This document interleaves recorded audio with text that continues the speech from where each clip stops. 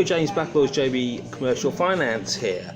As many of you know, it's June 2018 and it's what I have called cash flow stroke working capital month.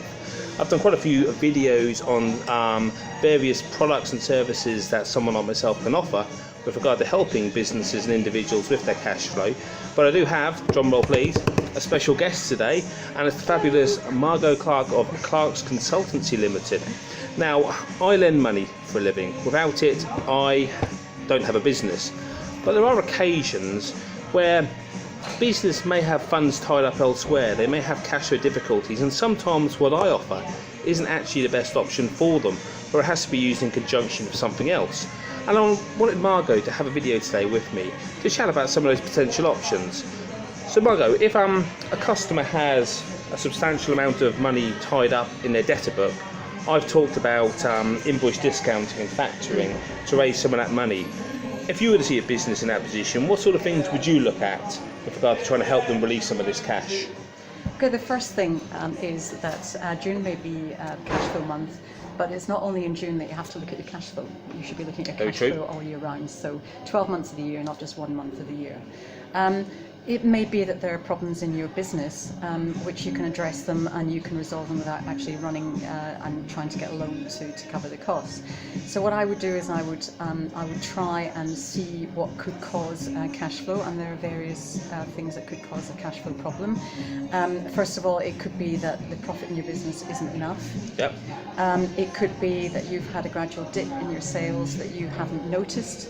It's been so gradual that you think you're doing okay, but actually your turnover is starting to slow down. Do you find that happens a lot with businesses, that actually they don't really notice their decline? For example, that there are, as you've said, there are a lot of unpaid sales invoices.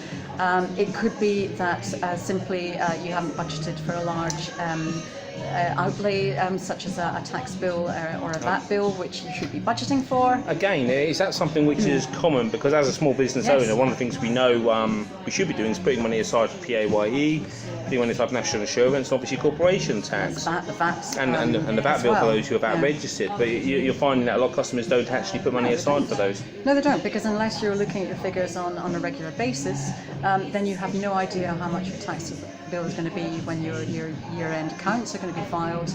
And a lot of people think that the money they collect, if they're VAT registered, they think that 20% VAT is actually money for them to spend, where it's not. And there are ways, which I'll maybe explain after this, about how you can get around that. But there are other reasons that might cause poor cash flow, and that is that your suppliers have increased their prices, but you haven't passed that increase on to your customers, which is important to look at. And it may also be that you simply are overspending. You're not stopping to look at your cash flow in your business, and you're going out and you're spending money without really thinking about whether that expense is necessary.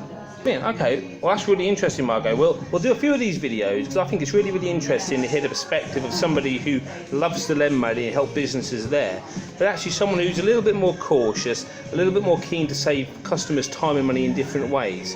So keep an eye out. We've another one on. Please like, subscribe and share these videos. I think they're really useful for SME business owners in this country.